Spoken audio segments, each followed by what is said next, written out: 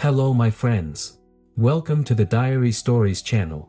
Today, I'm going to share a new exciting story with you, and as always, I'll draw my conclusions and give advice to the main character of this story. Don't forget to subscribe to the channel, hit the like button, and leave your comments. Let's get started. My wife and I met when we were teenagers. In high school, we lived a few houses down from each other, and when I moved to the neighborhood, she was very welcoming. She introduced me to all of the friends that I made, and we were a part of the same French group. We grew very close over the years we knew each other, and eventually, I confessed to her that I had feelings. To my surprise, she had them too, and we started dating. It really seemed like I had found the love of my life. When we were still in high school, she really leaned on me for support during a tough time. Her father had cheated on her mother with an employee at the store he owned. They went through a very nasty, bitter divorce, and my girlfriend was very upset with all of it. She got pregnant the summer after we both graduated high school. It put a bit of a damper on our big plans for the future. Her going to college wasn't feasible since we couldn't afford any daycare options for a baby while she was in school, nor could we afford to send both of us to a university. I ended up going to a technical school and getting certified in HVAC installation and repair. It wasn't what I wanted to do by any means, but after I finished, I landed a good job that paid well enough for me to take care of my family. We got married shortly after, and everything started to feel like it was falling into place. My wife was an incredible mom, we were all happy and healthy and were actually looking into buying a house. My wife was very close with her mother. I hate to say it, but I almost thought they were too close. I could tell that my mother-in-law's demeanor toward my wife changed after the divorce. She started treating my wife more like a friend than a daughter. I knew she just needed somebody to talk to and sort through her own problems, but a big part of me felt like that was inappropriate. After their divorce, I didn't remember my mother-in-law ever dating anybody else. When we would go out to dinner with her, she would comment on how cute a server was or mention there was a handsome guy checking her out, but nothing ever came of those comments. My wife was the one to encourage her to get on the dating apps. She helped her make her profile, and she even helped her prepare for a couple of dates that she went on. After a few weeks of casual dating, my mother-in-law called my wife one night proclaiming that she was in love. She talked all about this incredible man that she met and how she instantly saw a future with him. My wife was excited for her, partially because she knew that if she had another man in her life, she might avoid oversharing with her. My mother-in-law continued dating that man for a few months before she introduced him to us. To all of our surprise, when she introduced him to us, she introduced him as her husband. They had apparently eloped. It was a big shock to my wife and me. Personally, I thought my mother-in-law had lost her mind. After everything she had gone through with her divorce, it was very unexpected for her to behave in such a way. However, I couldn't deny that it seemed like they really cared for each other. The man was good-looking, had a good job, and was very charismatic. He seemed like an all-around good guy. I actually found that I liked talking to him about certain things as well. Over the next several weeks, he was being slowly integrated into our family. We let him meet our daughter, and he was introduced to other relatives at family gatherings. Nobody would have suspected that anything was awry. A few months had passed since he was introduced into our lives, and my wife started to change. She was growing very distant from me emotionally and physically. We were hardly talking to each other about anything other than our daughter. It seemed like she was avoiding every other topic I brought up, even ones as trivial as television shows that I was excited about. After the birth of our daughter, our sex lives definitely slowed down, but it had never been halted altogether. Every time I would try to initiate anything, my wife would tell me she had cramps or a headache and wasn't in the mood. I was starting to feel like there was something wrong with me. One night she came to me and told me that she needed a night off.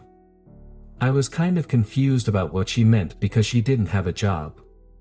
When I brought that up, we got into a huge argument about how raising our daughter was a full-time job and how she thought it was disrespectful of me to ignore the work she was doing. I had no idea she felt that way, so I apologized and told her that she could book a room at a local spa for a night and relax while I took care of everything at home. She was happy with that response, and we ended the argument there. Her night at the spa came and went, and when she got home, it felt like she was back to her old self. She was happy and smiling, and she told me all about the massages she got and how much she needed the rest. That same night, I tried to initiate sex, and she rejected me again. I didn't pressure her into explaining or anything like that, but once again, I felt very slighted by her. Still, I never suspected her of cheating. I just thought that there was something wrong with me. I started to take that sentiment to heart, and I was feeling really depressed about it. I had never been the type of person to open up about my feelings, so I didn't know how to ask her about it. One night, my wife was exhausted, so I told her to go hop in a bubble bath, and I would put our daughter to bed. I went about my end of the bargain, read my daughter a story before tucking her in, and when she was asleep, I made my way out to just go channel surfing until I was ready for bed. As I was walking by the bathroom, I heard my wife moaning inside. Honestly, what she did in the bathroom was her own business, so I wasn't immediately suspicious that something else was going on. I just figured she was enjoying herself. The following day, my wife and I were in the backyard playing with our daughter. We were all sitting on the porch, and my wife had to jump up to throw some clothes in the dryer. She left her phone behind, but I didn't think about going through it at the time. I actually found the evidence on it by accident when I grabbed it to take a picture of our daughter while she was doing something cute. It was something I had done dozens of times in the past, it was just the closest fun to me. I noticed from the thumbnail in the corner of the camera that the most recent picture taken was of my wife while she was in the bath. I was curious, so I clicked on it really quickly and saw that it was a video. I immediately closed it and pretended like I didn't see anything while I was outside with my daughter, but I couldn't stop thinking about why my wife would have had that video on her phone. It certainly wasn't something that she sent to me, so it didn't make sense why she would have it. Later that night, while everybody was asleep, I got up to go to the bathroom and decided I wanted to investigate the matter more. I grabbed her phone and looked through it for more information about why she took that video. I was curious if she had sent it to anyone. As I looked, I felt my entire world being ripped out from under my feet. She had sent the video to someone, she sent it to her new stepfather. I read through their text message exchanges, and I noticed that there had been several times he requested pictures and videos from her. Their entire affair began when her stepfather texted her for very inappropriate advice on what kind of laundry he should surprise her mother with. My wife first replied saying that she had no idea, and he asked her what she would wear. From there, the messages all turned sexual, and she sent him several pictures of her wearing lingerie that I bought for her. They exchanged countless pictures of each other naked, and from what I could tell, they had met up for sex at least once. The night my wife spent at the spa, she invited him over, and they spent the entire night together. I felt sick to my stomach learning about that. It was the ultimate breach of my trust, and I didn't know how I was going to move forward. My wife was the love of my life, and she took my heart and crushed it. We had a family together, and she was throwing it all away. What turned my self-pity into absolute anger was when I remembered her coming home from the spa and telling me about everything that happened. The massages and everything were things that her stepfather had given her, and she told me about them by covering up the true nature of it all. I took countless screenshots and sent myself an email with everything.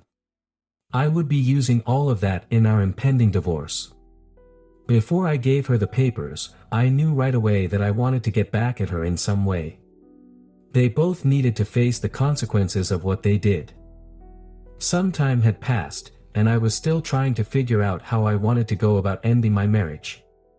My mother-in-law actually contacted us and told me that she was going to be throwing a party for the entire family to officially celebrate her marriage. It was going to be kind of like an unofficial wedding reception. I figured it would be the perfect time to expose both of them. The day of the party came, and once everybody was gathered around the table for dinner, I stood up to give a toast. I started by telling the man that he had been welcomed into all of our lives with open arms, and everybody thought he would be great for my mother-in-law. Then I told him that we were all wrong. Everybody was confused, but I explained that I knew he had been sending inappropriate things to my wife and that they had slept together. They both tried to lie right in front of everyone and say that it wasn't true, but I had receipts. There was no denying who I saw.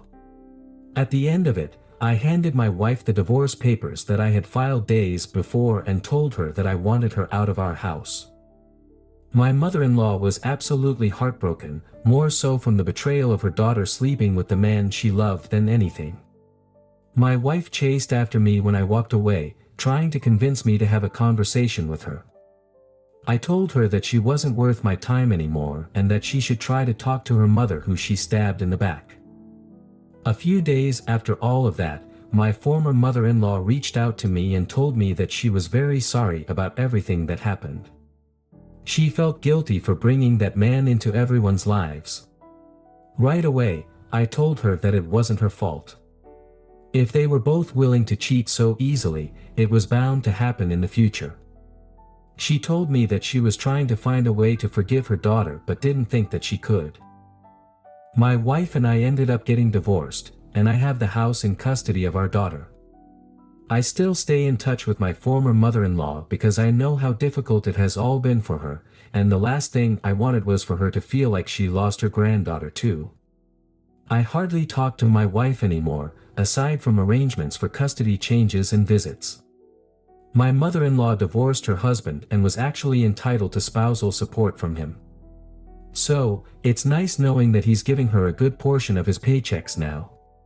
OP, I'm so sorry you had to go through all of this. The actions of your wife and your mother-in-law's husband are absolutely abhorrent.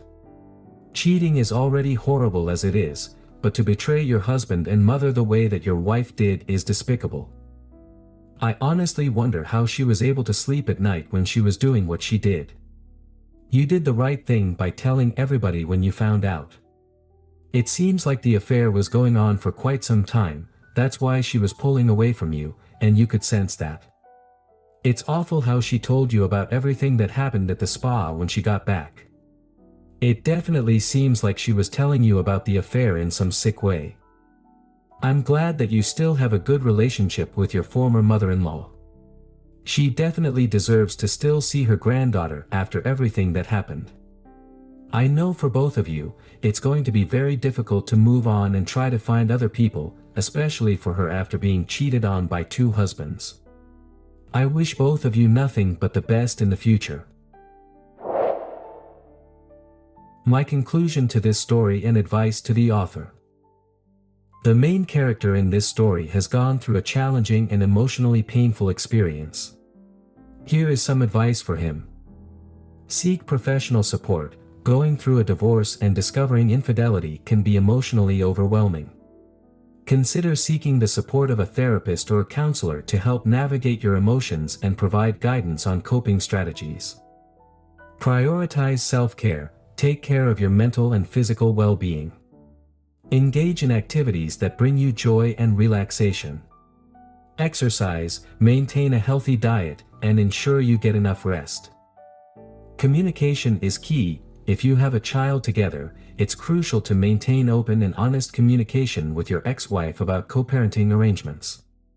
Keep the focus on the well-being of your child, and try to establish a cooperative co-parenting relationship. Legal assistance. Given the complexities of divorce, especially with custody arrangements, it's advisable to consult with a family law attorney.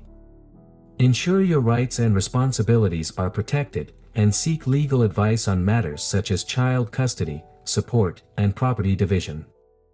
Set boundaries. While maintaining a relationship with your former mother-in-law is understandable, it's essential to establish boundaries that protect your emotional well-being.